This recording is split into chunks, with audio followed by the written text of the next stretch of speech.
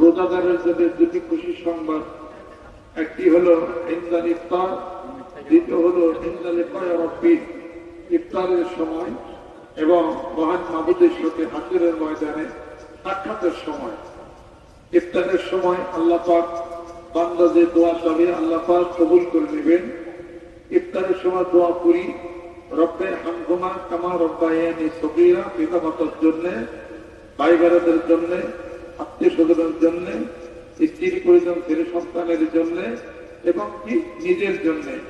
আল্লাহ পাক কোরআনুল কারীমের মধ্যে উল্লেখ করেন, কু আনফুসাকুম ওয়া আহলিকুম নারা, নিজে বাঁচো, তোমার আহল পরিবারকে বাঁচাও। নিজের কথা আল্লাহ পাক আগে বলছেন। তুমি তোমার হেদায়েতের জন্য চাও, ইহদিনাস সিরাতাল মুস্তাকিম, তোমার স্বাস্থ্য স্বাস্থ্যের জন্য চাও, তোমার হায়াত জানি বাড়িয়ে দেয় এটার জন্য তুমি চাও। আল্লাহ পাক বলেন, হাল মিন মুস্তাগফির ফাগফির লাহু, আপনি কি এমন যে ব্যক্তি গুনাহ মাফ চেয়ে নেবে, আমি তার জীবনের সমস্ত গুনাহগুলো মাফ করে দেব। আল্লাহুম্মা হাসিবনি হিসাবান ইয়াসিরা, আল্লাহ সহজ হিসাব তুমি আমাকে দাও। আল্লাহুম্মা ইন্নী আসআলুকা মিন ফাদলিকা, তোমার ফজল ও করম দিয়া আমাকে তুমি সৌভাগ্যশালী তুমি আমাকে বানিয়ে দাও। ইয়া মুকাল্লিবাল কুলুব সাব্বিত কলবি আলা দীনিক, এই দোয়া করেন। আল্লাহুম্মা ইন্নী আউযু বিকা মিন আযাবিল কবর, আল্লাহুম্মা আহিনা মিনান নার, আল্লাহুম্মা ইন্না নাসআলুকাল জান্নাতা ওয়া নাউযু বিকা মিনান নার। এই দোয়াগুলি করি, আল্লাহ পাক আমাদেরকে যেন মাফ করে দেন। হে আল্লাহ, গরিব বানাও না ধনী বানাও। হে আল্লাহ, শুধু ধনী বানাও না দানবীর বানাও, ধনী বানাও, দানবীর বানাও, সুস্থতা এনায়েত করো দাও এবং আমাদের হায়াত তুমি বেশি বেশি বাড়াবে না। এই দোয়াগুলি ইফতারের পূর্ব মুহূর্তে করতে হবে। আর আত্মীয় স্বজন, প্রিয়জন, পিতামাতা এবং উস্তাদ বুজুর্গ ব্যক্তি, পীর সাহেব, তাদের জন্য দোয়া করবে যে আল্লাহ, যার উসিলা করে তোমার রাস্তায় থাকলাম, যার উসিলা করে তোমাকে চিনলাম, আল্লাহ তাকে তুমি ভালো করো, তার স্বাস্থ্য ভালো রাখো, তার হায়াত তুমি বানিয়ে দাও। আমি যেভাবে আপনাদের জন্য দোয়া করি, আপনারা আমার জন্য দোয়া করুন। সকলে মিলে আমাদের পীর সাহেব যিনি মানিকগঞ্জ দরবার শরীফের জামে মসজিদের দক্ষিণ চত্বরে যিনি জান্নাতের বাগিচায় ঘুমাসে আছেন, তার জন্য দোয়া করি। আল্লাহ পাক যেন কবুল করে দেন। এই মাহফিলের আয়োজন যারা করেছেন, এই ইফতার মাহফিলে টাকা দিয়েছেন, সহযোগিতা করেছেন, যারা করেছেন, আল্লাহ হাসরের ময়দানে তাদেরকে তুমি কবুল করে দাও। ইফতার মাহফিল তুমি নাজাতের উসিলা তুমি বানিয়ে দাও, রহমত করে দাও, বরকত করে দাও।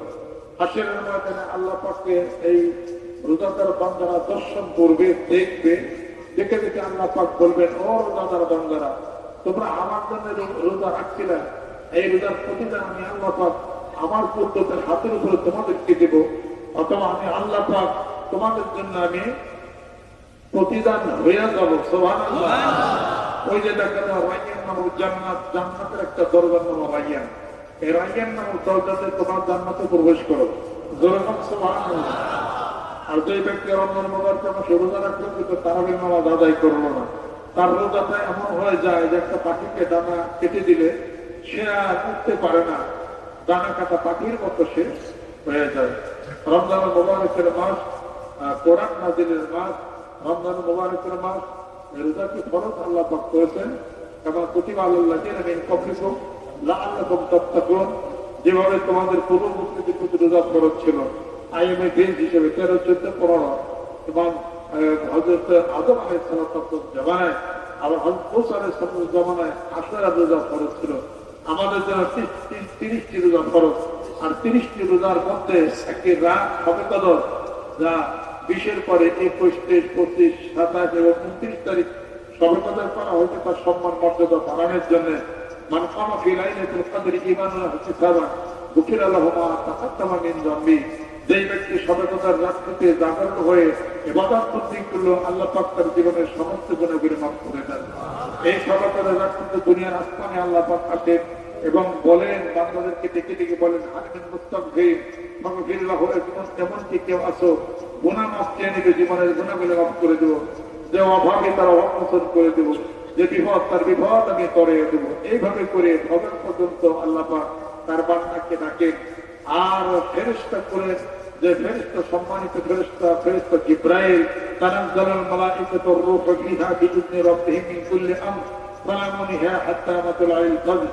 জিবরাইল ফেরেশতা অন্যান্য ফেরেশতাদেরকে নিয়ে আল্লাহর ঘরের উপরে আসেন এবং সমস্ত ফেরেশতাদেরকে পৃথিবীর বিভিন্ন জায়গায় ছড়িয়ে দেন, সমস্ত বরকতপূর্ণ জিনিসগুলি দিয়া এবং মানুষ জিকির করে, ইবাদত বন্দেগী করে, দরুদ সালাম তেলাওয়াত করে, আর ফেরেশতারা বলতে থাকে আমিন আমিন, হে আল্লাহ কবুল করে নাও, কবুল করে নাও। ফজর শুরু হওয়া পর্যন্ত তারা এভাবে দোয়া করতে থাকে। ওই দিন হলো ভাগ্যের দিন, ভাগ্যের রজনী, যেই রজনীতে আল্লাহ পাক কোরআনুল কারীমকে নাযিল করেছেন। আর ওই রাত্রি শবে কদরের রাত হাজার মাসের শ্রেষ্ঠ রজনী। জোরে জোরে পড়ুন সুবহানাল্লাহ। 30টি রোজা রাখার তৌফিক আল্লাহ পাক যেন এনায়েত করেন। আর ইফতারের পূর্ব মুহূর্তে দোয়া চাইতো, হে আল্লাহ আগামী বছর আমি যেন রোজা রাখতে পারি। তাহলে আগামী এক বছর পর্যন্ত আল্লাহ পাক হায়াত বাড়ায় দিলেন। আর সবার জন্য দোয়া করি, আজকের ইফতার মাহফিলের আয়োজন যারা করেছেন, বিভিন্ন কমিটির মানুষ যারা টাকা পয়সা দিচ্ছেন, সহযোগিতা করেছেন, আল্লাহ পাক সবাই যেন কবুল করে নেন। দিন দুঃখী যারা আছে আল্লাহ অবস্থার পরিবর্তন করে দেন। আপনাদের ইফতার মাহফিলে বহু দূর থেকে ওলামায়ে কেরাম তশরিফ এনায়েত করেছেন, দরবার থেকে আসছেন, বিভিন্ন জেলা থেকে আসছেন। আল্লাহ পাক তাদের উচিলা করে মাহফিলটাকে আল্লাহ পাক যেন কবুল করে নেন, রহমত করে দেন, বরকত আল্লাহ পাক যেন নাযিল করে দেন। ও হ্যাঁ, রাজু অসুস্থ, করোনা অবস্থা, স্ট্রোক করছিল, পরে আমি একটু ওষুধ দিচ্ছি, একটু ভালো, একটু ভালো। একজন আলেমরাও অল্প পুষ্টি। শোনেন, আমি আলেমদেরকে বহু পরীক্ষা করে দেখছি, 50 টাকা দাম সাদা বলে অনেক খুশি। আলেমরাও অল্প পুষ্টি। সুবহানাল্লাহ। আলেম ব্যক্তি দোয়া করলে আপনার জীবনের গুণাগুলো মাফ হবে। একজন আলেম ব্যক্তির কারণে ওই মসজিদটাকে আল্লাহ পাক কবুল করবেন। জোরে বল সুবহানাল্লাহ। আমি সে ওলামা ভান করছি, সেই আলেমদের ওই ভান্ডের থেকে আলেমদেরকে কিছু আমার কিছু জমিও রাখি। জোরে বল সুবহানাল্লাহ। বাংলাদেশে কোন দরবারে আলেমদের জন্য ভান করে না, এবং আলেমদের এত দেয়ও না, তারা আমরা বেশি দিই। আলেমদেরকে সম্মান করেন, আল্লাহ তো সম্মান বাড়াই দিল। বিশ্বাস করেন কে? আল্লাহ সব বিশ্বাস করেন। আলহামদুলিল্লাহ। মানুষ যখন বলবেন তোমার নামের ভরসায় আমি চাই, আল্লাহর কাছে চাও, তোমার নামের ভরসায় আমি চাই, চাই রে চাই, তোমার নামের ভরসায় আমি চাই। অকুল সাজরে আমার ভাঙা তরি বাই, অকুল সাজরে আমার ভাঙা তরি বাই, তোমার নামের ভরসায় আমি চাই। তুমি ভাষা, তুমি ডুব, তুমি দাও সামাল, আল্লাহ তুমি দাও সামাল।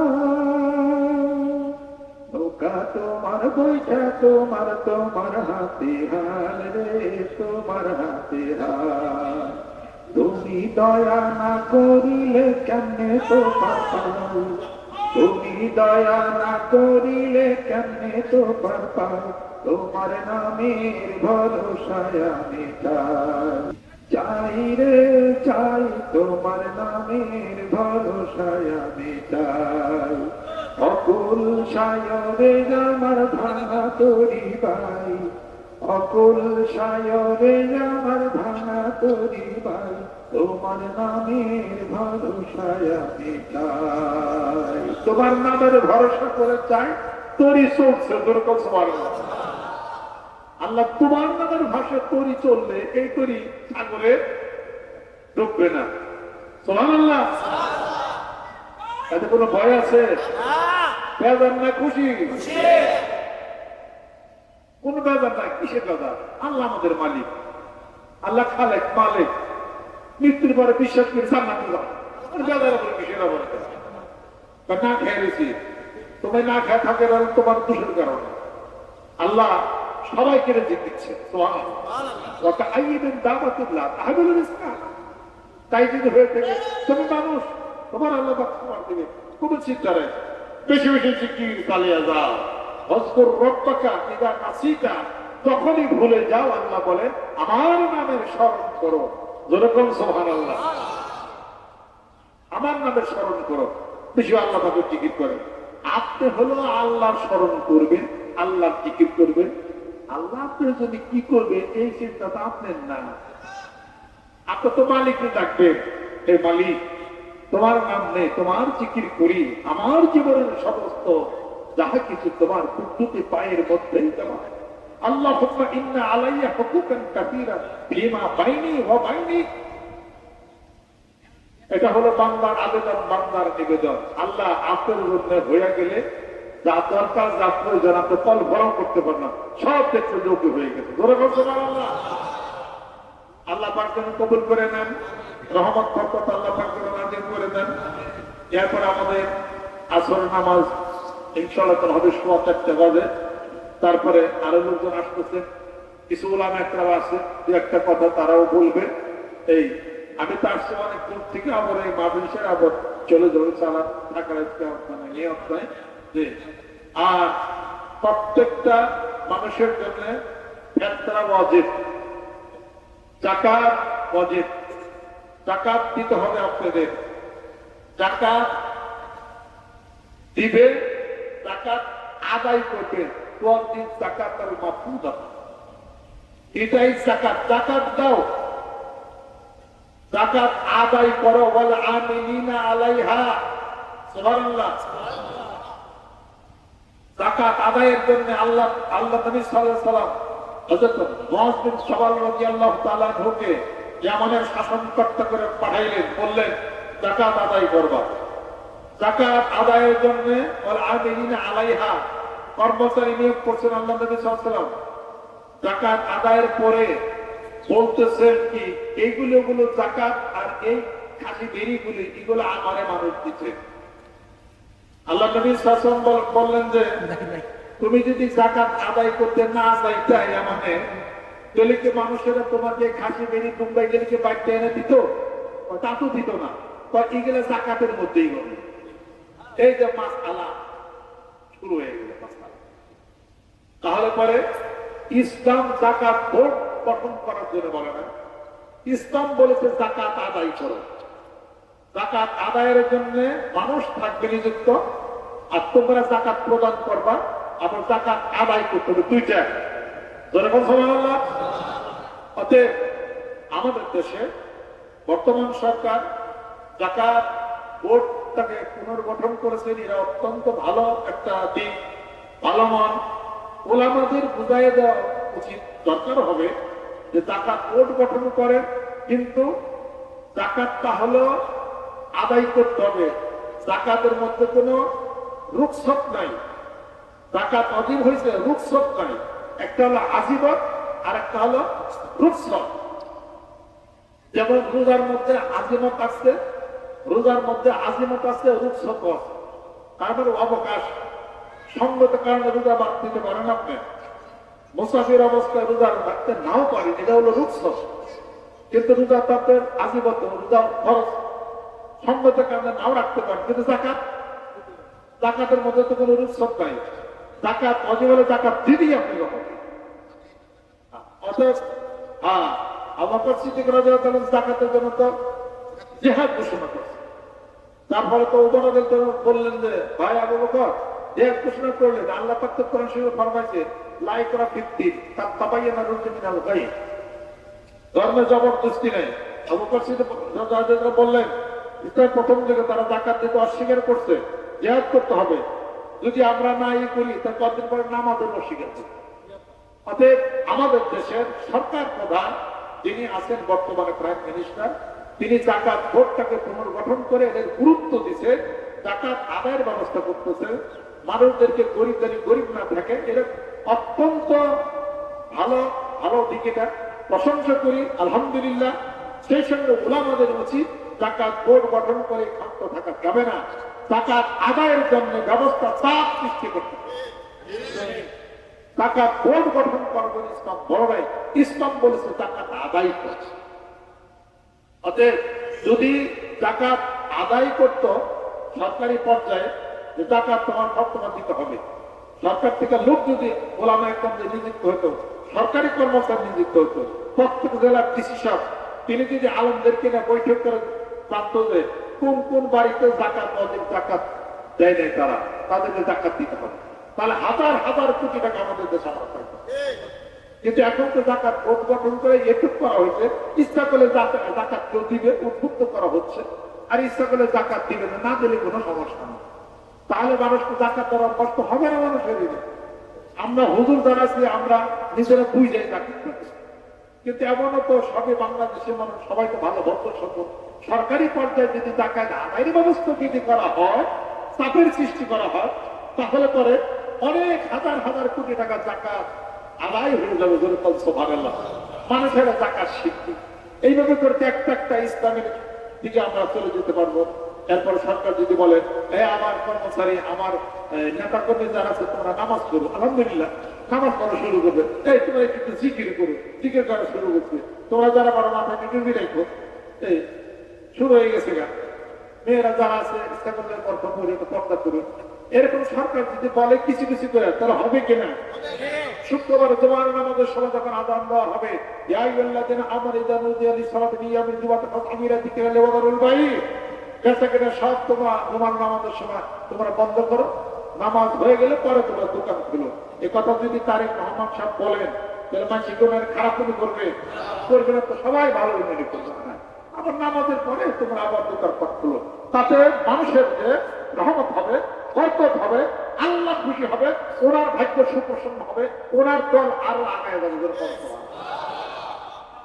এটা একটা পলিটিক্যাল ব্রেন। তার মানে হুজুররা যারা আছে আর অন্যান্য যারা আছে, তারা ইসলামের কথা বলে আন্দোলনে যারা নামে, তার আগে উনি যদি ইসলামের কথা বলে আন্দোলনই তো থাকে না। কথা ঠিক কেন বল? আজকে যদি আমরা বলি যে নামাজের সময় নামাজের সময় থাকে কেন করে, এই কথা যদি তারেক রহমান প্রাইম মিনিস্টার যদি বলেন আজকে থেকে আজান হলে পরে সমস্ত দোকানপাট সব বন্ধ ঘোষণা করে দেওয়া, তাহলে তো সৌদির মতো হয়ে গেল। মানুষ খুশি হবে না? কত আল্লাহ খুশি হবে না? আমি হুজুর আমি পাওয়ার আগেই তো প্রাইম মিনিস্টার করে দিয়েছি, আমি আন্দোলন করুন কি দিয়ে জনগণ ঠিক কিনা? এই ধরনের টুকটাক কিছু কিছু বললে পরে কোনো সমস্যা হবে না, বিদেশিদের চাপও আসবে না কোনো। আবার আমরা ইসলামিক কায়দায় সুন্দর আগেও আমরা দেখতে পাবো। আল্লাহ পাক যেন কবুল করে নেন। সহনশীল, প্রেম, শ্রদ্ধা, ভালোবাসা, আদর, স্নেহ, মায় মমতা সবকিছু দিয়ে এই দেশটা যেন আরো সবাই মিলে যেন সুন্দর করতে পারি। ধরে ধরে বলছো সুবহানাল্লাহ। আল্লাহ পাক মুক্ত আমাদের করে দেন। মানিকগঞ্জ দরবারী মুরিদান যারা আছেন, ধনী যারা আছেন, তারা অবশ্যই জাকাত দিবেন। তারা 7.5 ভরি স্বর্ণ হলে পরে জাকাত ওয়াজিব হবে, আর 59.5 তোলা রূপা হলে আপনার জাকাত ওয়াজিব হবে। আর ফিক্সড ডিপোজিট যে টাকাটা আপনি রাখছেন ব্যাংকে, ওই টাকার 100 টাকার 2.5 টাকা আপনার জাকাত আপনাকে দিতে হবে, আপনাকে দিতে হবে। আর যদি কর্জে হাসানে কারো দেওয়া থাকে, ওই টাকার কোনো জাকাত আলাপ দেয় যেটা এখন দেয় না, ওরা তো আপনার হাতের মধ্যে নেয়। যেন আমাদের মিলকিয়াত সাবেত হবে। কর্জে হাসানে দিলেন 5 লাখ টাকা, হে যদি আপনার না দেয়, বাইরে যদি দেয়, আপনি কি করবেন? ওটার মধ্যে আপনার জাকাত হবে না। আসেন আমরা সকলে জাকাত ওয়াজিব, জাকাত দেওয়ার ব্যবস্থা করি, এবং সাথে সাথে প্রত্যেকটা মুসলমান যারা আছেন বালিগ আপনাদের ক্ষেত্রে ওয়াজিব। আজকে যারা নতুন আসছেন এবং পুরাতন আসছেন, পুরাতন আসছেন, দূর থেকে কাছের এলাকাবাসী এবং মেয়েরা যারা আসছেন, সবাই যারা নিয়ত করছেন মানিকগঞ্জ দরবার শরীফে এই তরিকা বায়াত মুরিদ হওয়ার জন্য, তিনি নিয়ত করবেন আমি এখন বায়াত বা মুরিদ আমি এখন হয়ে গেলাম।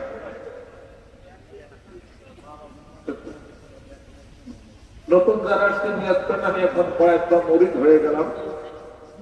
আগে যদি কোনো পীর বা শায়েখ থাকে তাকেও সত্য সঠিক জানলে, অন্য তরিকা থাকলেও তারও সম্মান এবং শ্রদ্ধা করবেন।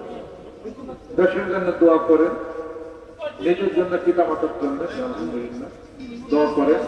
আল্লাহ পাক সবাইকে যেন কবুল করে নেন, আল্লাহর ওলি আল্লাহ পাক বানিয়ে নেন। ইফতার মাহফিলকে আল্লাহ পাক যেন কবুল করে নেন, মেয়েদেরকে যেন কবুল করে নেন, দুঃখ দুর্দশা আল্লাহ পাক যেন দূর করে দেন, রহমত করে দেন, বরকত করে দেন। সকলে গায়ে গায়ে গান হাতে ধরবেন। আর আমাদের আমাদের এবারও মাসিক মাহফিল, সবে কদর ও মাসিক মাহফিল একসঙ্গে হবে। সবে কদর এবং 15 তারিখের মাসিক মাহফিল একসাথে হবে। মানিকগঞ্জবাসী সবে কদর মানিকগঞ্জের সবে কদরেই হবে ইনশাআল্লাহ তাআলা। সবে কদরে মানিকগঞ্জের সামনে উপস্থিত থাকবো। ওই দিন মাসিক মাহফিল এবং সবে কদর একসাথে হবে। সকলে জায়গায় হাতে ধরে নিয়ত করেন, আমি এখন বয়াত বা মরিদ আমি এখন হয়ে গেল। আউযু বিল্লাহি মিনাশ শাইতানির রাজীম। বিসমিল্লাহির রহমানির রহিম।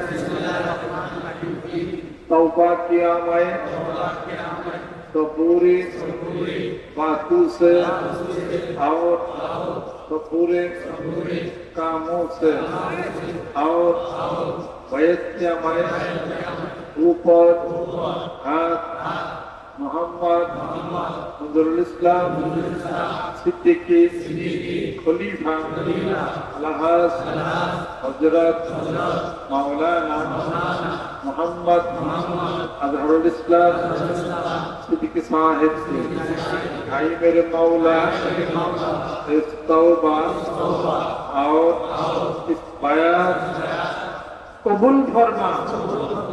আজকে যারা নতুন বায়াত করে দিলেন সকাল সন্ধ্যা একটা জিকির করুন, সুবহানাল্লাহ 100 বার, আলহামদুলিল্লাহ 100 বার, আল্লাহু আকবার 100 বার, লা ইলাহা ইল্লাল্লাহ 500 বার। এই সব জিকিরটা কামাই দেন। আল্লাহু আকবার। হাত কামান একটু জিকির করেন, দোয়া মোনাজাত হবে। সবাই বসেন। আসর নামাজ আসর নামাজের পরে আমাদের মাহফিল চলবে ইনশাআল্লাহ। লা ইলাহা ইল্লাল্লাহ লা ইলাহা ইল্লাল্লাহ লা ইলাহা ইল্লাল্লাহ লা ইলাহা ইল্লাল্লাহ লা ইলাহা ইল্লাল্লাহ লা ইলাহা ইল্লাল্লাহ লা ইলাহা ইল্লাল্লাহ লা ইলাহা ইল্লাল্লাহ লা ইলাহা ইল্লাল্লাহ লা ইলাহা ইল্লাল্লাহ লা ইলাহা ইল্লাল্লাহ লা ইলাহা ইল্লাল্লাহ লা ইলাহা ইল্লাল্লাহ লা ইলাহা ইল্লাল্লাহ লা ইলাহা ইল্লাল্লাহ লা ইলাহা ইল্লাল্লাহ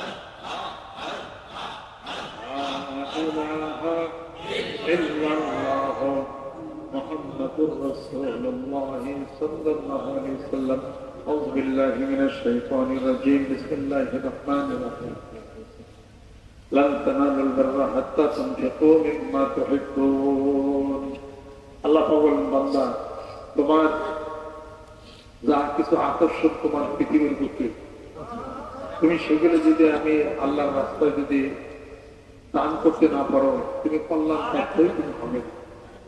মন দিল হৃদয় সবসময় লাগায় রাখবে দ্বীনের ইসলামের খেদমত এবং তরিকতের কাজ এবং খেদমতের জন্য ইনশাআল্লাহ তাআলা আপনারা এক হাত বাড়িয়ে দিবেন, আল্লাহর 10 হাত আল্লাহ পাক বাড়িয়ে দিবেন। সুবহানাল্লাহ। এর বিশ্বাস পাইতো? জি আলহামদুলিল্লাহ।